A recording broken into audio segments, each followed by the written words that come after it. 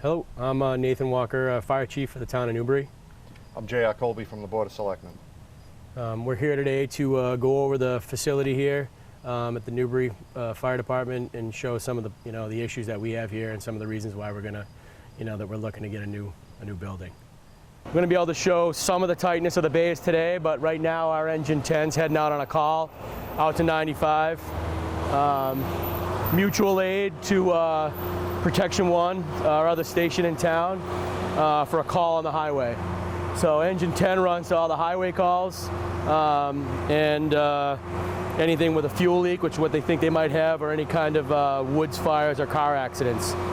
So right now, engine 10's the replacement on the new pump that's coming. They have to actually get in there and run that for an extra 5 minutes to bring the pressure up because the air brakes at this point are leaking so much.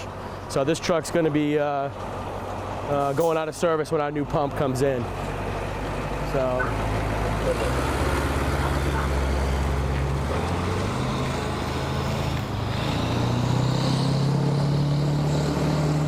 All right, so our engine 10 just left on a call, and when that engine's in here, you can really see how crooked the floor has become in here. And what happened is you can see some of the list on the ambulance. And engine 10 actually the same way has quite a bit of lean, and the problem that we have because the floor is settling is that it puts a lot of strain on the springs of the apparatus, so we actually have to alternate it from in different bays so that it actually we can change the list the way that it is that it sits on the floor with the angle of the floor. I was showing JR a little while ago, you can see where the floor is, all breaking apart and settling there. And the problem is in the winter is because of the way the floor is like this now, this garage door, when it comes down, doesn't sit firmly. There's a big gap here. So the problem is there's a lot of water and ice that settles in and fills up, and we get ice problems and water all winter long. Water rolls right in, and then it freezes and thaws right underneath the doors and creates more of these issues that we have here. If you stand in front of our engine 9 over here, you can actually see there's a list on this side of the bays. If you look at the front of these two, the ladder and the engine, you can actually see how much the ladder is actually leaning to that side. So that's why we really can't, that has to stay in this bay based on the size of the building. And you can look between these the apparatus, and you can see that there's very little room in there, between the two. And these are expensive and nice rigs, and when they lean like this, the springs can take a memory. They really do, too. They can be very expensive to fix. They have water in there. You're going to think this one's got 750 gallons, it's got 500 gallons, plus everything it holds as a ladder truck. It's got a ton of weight that adds to that lean. As you can see right in here, that if we're going to run the ladder and the engine at the same time, these guys, the guy in the officer's door and the driver can't get in at the same time. So if they're rushing to get a call, these two doors will actually jam into each other. So we actually have to stagger the trucks this way. This is actually a potentially very dangerous situation too, because as the trucks are pulling out to respond, sometimes they can be pulling out at slightly different times. Guys have to make sure they're clear and the other guy's in the truck before they go, so nobody gets run over. That could be a dangerous place to be. It's a very dangerous spot in the midst of a call. And you know how maddening, things can be when the tones go out, depending on what kind of call it can be. One thing I'm picking up on here is the floor drains. That's a very old school way of doing it and potentially dangerous. And I know, you try your hardest to keep it clean in here, but it'd be a lot better if those just weren't there. Yeah, those are part of the old system, and they're not used anymore. And we have to be very careful to make sure everything stays really clean and there's no leaks on the truck, so nothing gets into the floor drains. Could you tell me about this exhaust system? This is called the Plymouth system, which is something we actually got on a grant about 5 years ago. And what this does is it actually helps to get the exhaust that comes out of the truck when the truck pulls in and pulls out from being admitted into the bay. One of the byproducts of diesel exhaust is benzene, which is a carcinogen. So this is part of, came through to keep firefighter safety and keep cancer down. But the issue with these is as the truck backs in, the officer gets out of the officer seat and he actually comes in as the truck's backing in. He helps to back the guy in, and he also puts the plumb vent onto the exhaust. So as the truck's pulling in, he actually attaches there. So you can just think. So you're not just blowing smoke as you're backing in here. You want to try to capture it. So you can just think how challenging it is to get this on as he's backing into the bay. And also, because everything's very tight in here, it can be very dangerous. So he has to make sure he stays in, in the mirror so that the driver can keep an eye on him, but also, stay clear of any of the other, the apparatus and how tight it is on the way in. Most apartments have a much, newer facilities have a much larger area in between their apparatus to keep guys safe. When you drive by here and you see all the trucks inside and you can close the door, everything looks good. But when you're actually in here, squirming between these things, it gives you a whole different perspective. When the building was built in '62, the ladders and the pumps were a lot smaller. Everything's a lot larger now. Everything carries more water. The trucks are bigger, so there's obviously less space. It was built for older trucks, and now the newer, more contemporary trucks don't fit in here. Like they don't fit. Can you show me how you store the gear? Because I can see already it's in close proximity to the exhaust. It's just it seems like a dirty place to store the gear. I know there aren't really any options. I work with diesel equipment, so I'm familiar. In the wintertime when it's freezing out, you're fighting with a piece of equipment, you try to get it inside, that diesel exhaust emits a soot, and it gets into your clothes, it gets all over everything. And So maybe you can show me how you guys rack stuff up here. we try to be as religious as we can with the Plymouth vent system, but no matter how you cut it, there's always that time when you're putting it on and off. Or it's only one guy in the apparatus where you can't get it on, and so based on the size of our facility, you can see gear here, you can see it over there. It's there. It's also as you come in the building. It's everywhere that we've been able to find good wall space. Yeah, I mean it's right out here in the open, so it is subject to the exhaust fumes. Some of the stuff up there that's close to the windows, in this hallway and even there. It's also very sensitive to light. So when it's stored where it can be, in sunlight, that can be a problem too. So it's not ideal. Ideal storage is, a nice, racks that guys actually have, differentiation between their equipment. So you can picture 2 or 3 guys trying to come in on a call, all bunched with trucks in here. With trucks. The bell's going off, trying to, discern their equipment. I mean, guys know where their hook is, but try to get their stuff on. They're stepping all over, the other guy next to them. And you have a lot of members and a lot of different sets of gear, but in today's world, everyone has a regular job. Most of you folks must.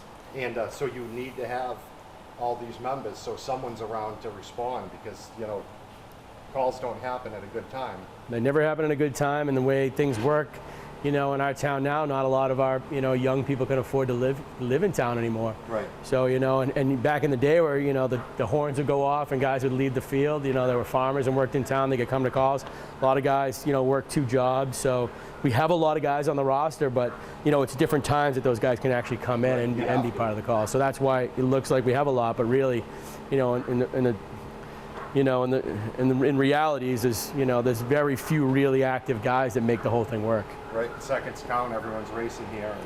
And now that, they stumble all over each other to get gear on. So it's not ideal gear storage at all.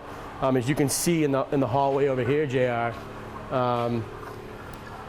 we wash our gear. We try to wash our gear. NFPA says you got to wash it every 4 months. Or after any kind of fire or exposure. But this is the main, hallway where the public, enters the building to do business. They'll come in to go into the office here. And the public actually has to, walk by all this gear. The issue with that is, even though we wash the gear every 4 months or after any kind of real exposure, every time you're on a call, or every time you're on the truck, you're always exposed to certain, different things that might not be something that you always want the public to be, really in contact with. That's why gear should be stored separate from public access in a safe place away from the apparatus bay. This obviously isn't ideal. The public actually coming in here and actually kind of can make contact with this stuff before they enter into the office. Right. This protective gear, it's loaded with insulation. I can only imagine trying to slip this stuff on in a hurry. If you have all the apparatuses in the bays, you got a group trying to get dressed over here. And I mean, a guy my size, if you're trying to get into this setup, you're going to be hitting your rear off this wall. You're going to be hitting your head off this wall. You're going to be elbowing each other. People coming in the door right behind you to get here for the call because this is the main entry door. Right. At night, the doors aren't usually open. That's just during the day, especially in the winter. That's the main door. And like I said, all this gear, they actually built this small vestibule to keep the sun out, because all this gear that was on the first 2 hooks, and that's actually where my gear is, was starting to deteriorate because of the light. There's actually cracks in this door that in the wintertime, before they built this little small area, the snow would come through the door and actually fill up this guy in the first. Justin's boots would get snow in them. So, you know, obviously not an ideal area to try to get in your gear for a call. When seconds count, you know, that's a problem for us, being a call fire department nights and weekends. So, public comes in, and they're going to. You've been in, you've seen what our office looks like. Basically, if you were a resident coming in for a burn permit or an emergency or anything else, you'd come through this door, and then what happens? You'd enter right in here into the office. The office, you know, it's a bit of a throwback. Right. At first glance, you might think it's high tech, but then you start taking a little closer look at things. Oops, sorry, Caleb.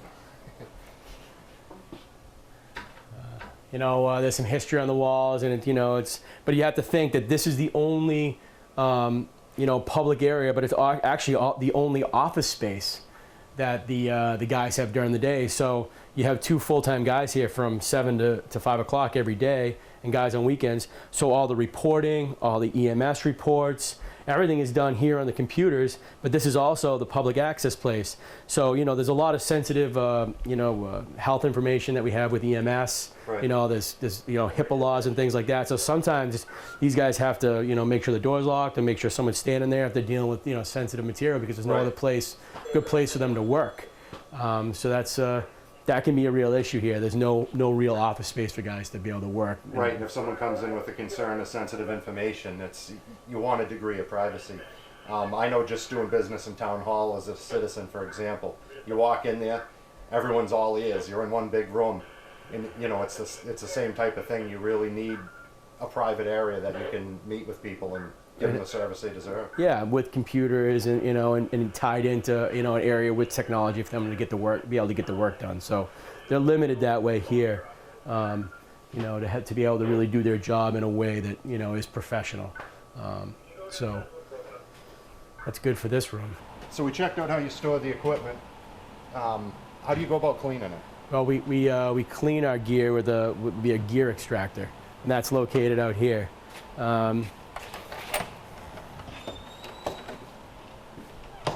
Now, basically, it's just like a really large commercial washing machine, essentially. Right. What strikes me, I can smell wastewater. You know, the issue with the system is that based on the way that the facility is, being as old as it was, the way that we have to plumb the system, it obviously is not ideal. The wastewater actually has to come out and go into this storage tank over here, where it's then pumped through this pump through the wall into the sewer line. So it comes in, and that's like a Home Depot sump pump. Yep. Right? Yep.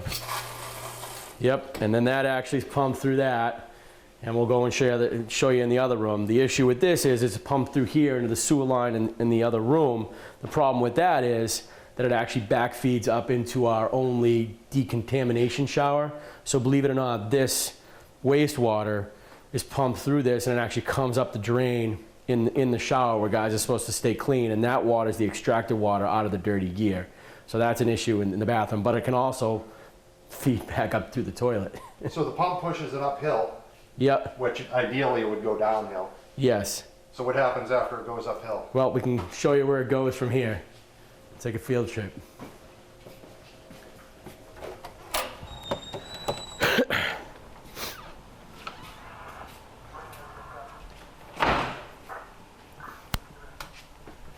Okay, JR, you asked where it went from there. So from there, it actually feeds up through this wall right here, where it comes around and feeds directly into that sewer line. Now, the issue with that, like I said before, is it tends to come up, and I can show you right now. I'll go and pull that pump. It can come up through the toilet, and it can also come up through that shower floor drain right there. Well, you can see the black gook around that drain. And this right here, you know, is our essentially our only decontamination shower, and what would be our decontamination room. Obviously not ideal. You know, a newer style decontamination room would have a much better, newer facility, and not something that had back feeds, you know, dirty water up through the floor. Let me see if I can get that to. Yeah, show us how this. I'll show you how that may work.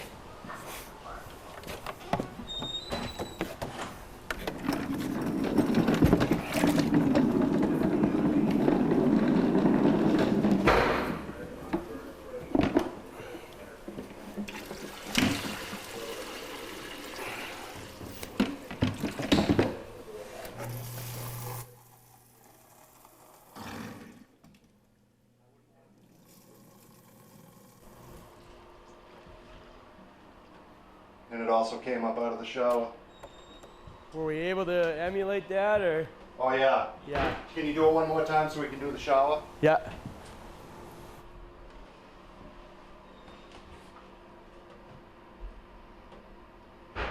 You would not want to be using the bathroom when somebody fires up the washing machine.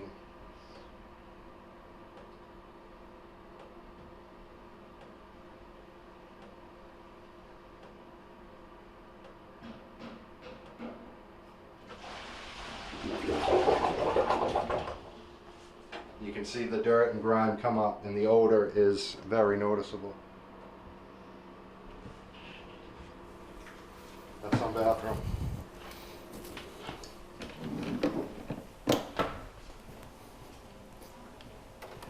Yeah, see, I don't know the sub pump. Did it work? Yeah.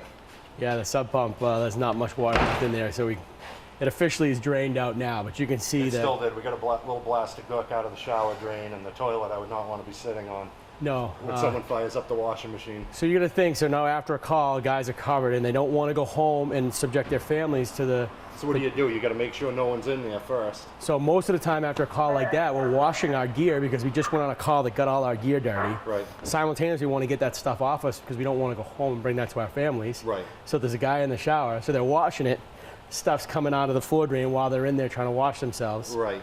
Just- And calls can also, it's not just soot and ash, it can also be body fluids with the business you guys are in. It can be anything. Well, a lot of times, you know, car accidents, you have full turnout gear on, you know, that's it, you're getting you're getting that kind of blood and other things all over your gear, and that's one of the main reasons why we wash our gear a lot. Right. So that's the stuff that comes out of there, and that's the stuff It comes that's out of the there. washing machine, goes up into the pipe, and bubbles back out of the toilet. So you get a double exposure sometimes when you're on a call. Not ideal. Yeah. Not a good situation for the guys. What happens when we have a big blizzard or there's an emergency situation and you have guys trying to get a little bit of rest because you're rotating shifts and trying to man the fort and take care of what's happening in the field? Like, where do you crash for an hour or two? Well, you know, we don't really have any real sleeping facilities here. So we do keep some cots up here in the mezzanine, and what we'll do is, Up there? yeah, up there, we keep some cots up there. We don't stay up there. We'll pull those down, Right. you know, during a storm. That's like really our only storage area is up there. And we'll bring them inside here into the squad room. This small room here, the guys, there's a couple couches in here, you know, so, you know, guys will camp out on the couches. We'll put a couple other cots in here on the floor. Guys will sleep in chairs, you know, but there's no real, you know, bunk room or guys to actually really be able to, you know, get some sleep during these storms. And, you know, sometimes even just an hour or two in the middle of running all night long is huge for these guys, because during these events down at Plum Island, they could be very, very long. You can sometimes go for 2 days. And a lot of times, you know, we have guys that will keep them right down here for the whole event, and there'll be some intervals where guys can catch a couple of Z's, and it's just not an ideal situation. You know, unfortunately, this room, you know, isn't, it tends to, when the heat is on, you know, go to 200 degrees. It's not a very, you know, our infrastructure and the facilities for heating and air conditioning are so poor. So the room tends to be 200 degrees. You know, I think pretty much every time I end up staying here, I leave with a cold. You know, just because you're freezing all night and you're coming in and you're 100 degrees. Right. It's just not a good situation. Not a good place for guys to be able to, you know, rest. A lot of new places would have a bunk room, some bunk beds, you know, a separate sleeping facility, and one that's separate for men and women. You know, we have ladies here, so it's not always fair to ask them to, you know, to share the same facilities, you know, as the guys. The company's different now. We have women that want to get involved. Absolutely. So we have no separate showers for the ladies to be able to decon, and we have no separate sleeping facilities that way. No ADA compliance on any of our bathrooms. Everything, there's steps to get up, everywhere to get in our I bathrooms. notice every doorway there's a good lip to get over to get in here, There is, so even for the public. even for the public. So, there's just that whole facet of the place that needs to be revamped. Just old facilities, 1962. Right. Okay, do you want to show me a little more of the facility? I always notice a tower on this building. Yeah. I didn't know if maybe we could get a peek in there. Yeah, we'll sneak out back there. There's the hose towers back there. We don't use it anymore because I'll show you. I always figured there was a horn up there. The old horn is still up Or there. it was a lookout tower, but You gotta sneak through the maze. And while we're here, look, this is what our older eastern garage doors openers are all getting bad. We actually lost one of the garage doors last winter. In the middle of a call, the garage door came down. We actually had to call Newbury because we couldn't get any of the apparatus out of the bay. And recently, this garage door just broke, and we just fixed it. The cover's actually still off it. So we're having issues with our garage door openers. Storage. These are booms that we use for different spills. But as you can see, there's no place to put any of this stuff. This area gets to be a catch-all for everything. Yeah, Gio, this is the hose tower, which, we would hang the hose. so the purpose of the tower is you'd climb up the scary ladder and you'd hang hose from the platform up there Yep. to dry so it doesn't get moldy. It doesn't get moldy, which we stopped using because the ladder, as you can see, is not compliant to today's standards for ladder. It needs to be an enclosed ladder. It's very dangerous. So we stopped using the hose tower. There's an old winch up there, and you'd hang the hose off those steel bars. They would hang off a hook. You could hang 2 or 3 shots of hose, right down here. But we've had to abort the use of this, unfortunately. It's kind of like an elevator shaft from a horror movie. It is. It's scary up there. Back when you first got on here, that was what you had to do. Is you had to be the one to climb up there. And, You a ladder man. And it was. Send the young limbo one up there. That's it. You were the young guy. That's what you had to go do.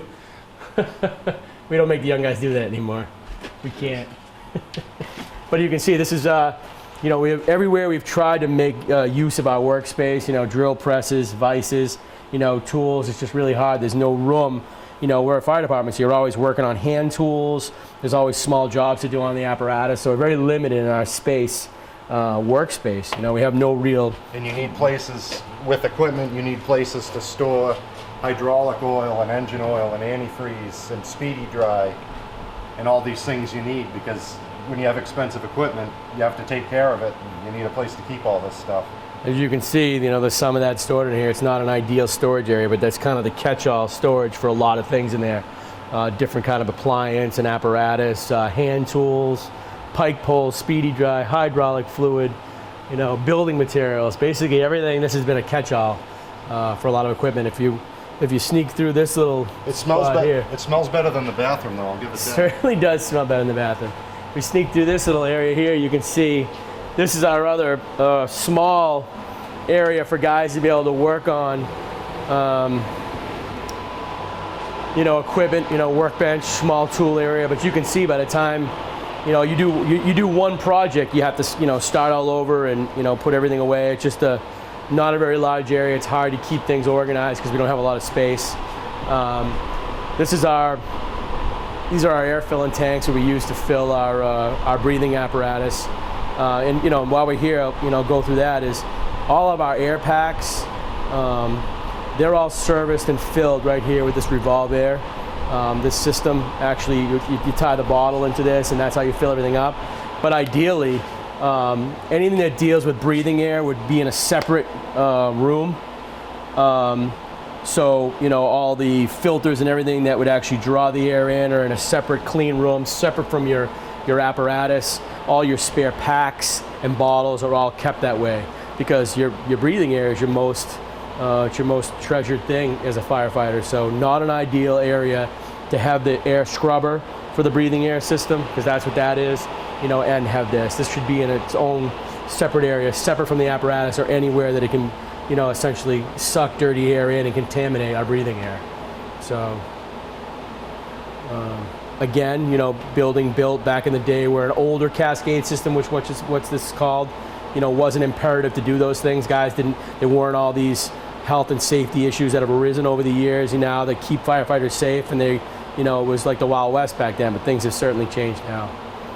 All right, so I just went to raise the garage door, and To our surprise, we got a click out of it, but now we're not even getting that. we just got 2 clicks out of it, but now we're not getting anything. So, as you see, As you can here's see, forestry. Forestry's not getting out this afternoon. oh, it's clicking.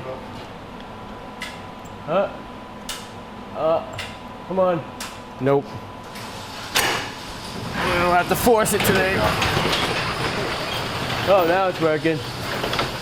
So, as you can see, we're having a lot of issues with our garage doors. Just all the infrastructure starting to break down. The building itself, as you can see, a lot of the brickwork and everything else is starting to get porous. We just every 3 or 4 years we slap coats of paint.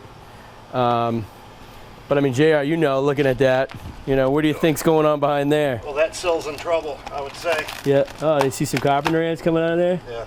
Look at that. Look at them all. Silverfish. It's nice. Yeah. So that's basically Full masonry building would stop these rot issues, I would imagine. That's the whole surrounding of all the woodwork in the building is all completely gone like that.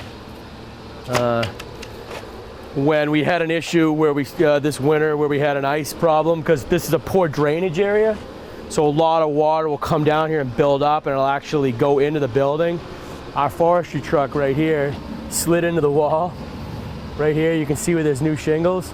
But when they went to go put the shingles on, there was no sheathing behind there to actually even nail those two. So they just kind of, there's nothing hard to nail, they just kind of stuck a lot of them in there. But there's so access for forestry basically requires backing the truck yep. down in, unless you want to get dicey and get into the mud there. Yeah. And get turned around that way. Yeah. I'm sure this time's the year you don't want to do that because it can get wet back there. Very wet. That's a huge drain problem there. You're in reverse on a potentially slippery surface, trying to negotiate the compound angle and back the truck in. Yep. If the door will open. If the door opens. If the door, opens and the truck doesn't slide into the building, you're good to go. But no, the doors are starting to become an issue. Actually, with the door failure we had before, not only are we having motor problems that we keep replacing, but actually the frame that held the door in place let go between the cement and the wood, and the whole door itself came down and nearly came right down on the pump. So we had to call Newbury to cover that pump on that side of the building because we only had a ladder that we could get out one side of the building.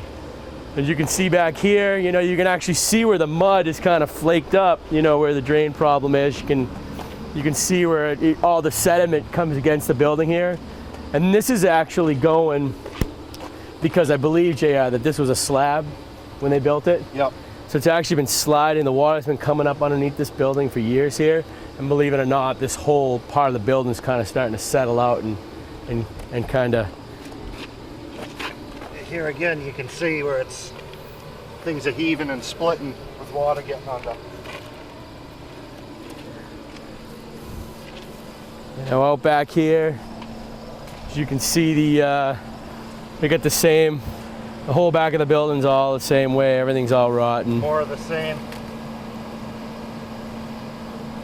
And the air conditioning units, the infrastructure. I can see the heat coming off of those AC units. So there's, how many are there? There's 4 of them. There's 4 of them back here, and there's another 1 or 2 on the other side, right? Yep. So we have 6. Yes. Basically 6 central air units cooling just parts of this building, not the bay we were just in. Nope, not the bays we're just in. So. So they're not even working on sucking the moisture out of the equipment bays. They're just coping with the rest of the building. Yeah. Old infrastructure. Yeah. You can see those big cords going into those old units. They're sucking the electricity right up right now. Oh yeah, and you can see the condensation. Actually I can see condensation coming right out of that electrical service for some reason right there. Yeah. Not ideal. But from the outside looking in, you look at the building, a lot of people think everything looks great. Right. But I mean, you keep it up and you keep it clean, and when everything's in there and the doors are shut, everything looks good. But people don't realize a lot of the times people don't realize that believe it or not, these both Protection 1 and Protection 2, being that they're, private fire companies, is still completely funded by the town, and all the equipment is municipal equipment. The municipal fire department essentially. Right. It's just these private fire companies still own the buildings and the apparatus still, Right. but the town gives them the money to. The town and the taxpayers own the equipment that we're packing in here. They pay a yearly fee, Right. that keeps this whole thing running. Right. So all our tax money, all of us have a little stake in this. absolutely. And more as things have changed in the town, and the ambulance service is now part of a town service. No longer do the once private companies had any money, used to use that money to keep part of the infrastructure running. That none of those funds are coming in anymore. Right. I've seen some of the creative fundraising you guys try to do. Yeah, and that only helps to help with roof, and we put some plastic trim around the building because all the other wood was rotten and looked so terrible. But it's just kind of like lipstick on a pig. Right. And I know you've had volunteers help do a lot of this stuff. And this place still works on a tremendous amount of volunteerism. But it's starting to get to be the point now where we can't keep up with the amount of work that needs to be done. So it only made great sense when when the police started having some of these issues and with their facility, and we realized that as a fire company here, that this was a great piece of property that made really good sense for this project. Right. With sewer here, it's a good piece of property. Right. That really in turn this private company isn't essentially selling the town anything. They were giving what they have left on in debt in the property that they purchased from the Noyes family, the ladder truck, and other apparatus. So essentially, really, it's just a trade. A lot of people say, "Oh, the private company's trying to sell their property to the town." No, we're not selling anything. We're just giving the town the debt. You're trying to break even. They're going to give the money back to the company. They're going to sell everything, and they're going to give it to the town and say, build a building, do what you got to do. Give us a house to put all this equipment in, and we're going to provide fire service for the town because that's what we do. Right, and it takes a bit to. I know there's pride in these private companies, and it takes a bit to swallow your pride and be like, we need help. These private companies were founded to provide a service for the town when the town didn't have the money to do it.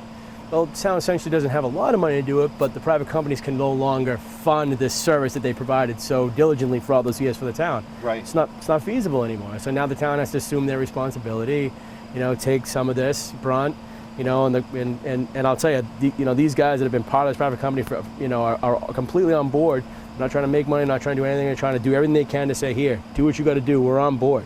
Just as long as you give us a building for us to keep doing the job that we love doing, we're here and we're going to do that. And we've had a really good conversation with the selectmen, yourself, the town manager, and they're aware of the situation, and the guys are, and everybody's on, they're on board for this.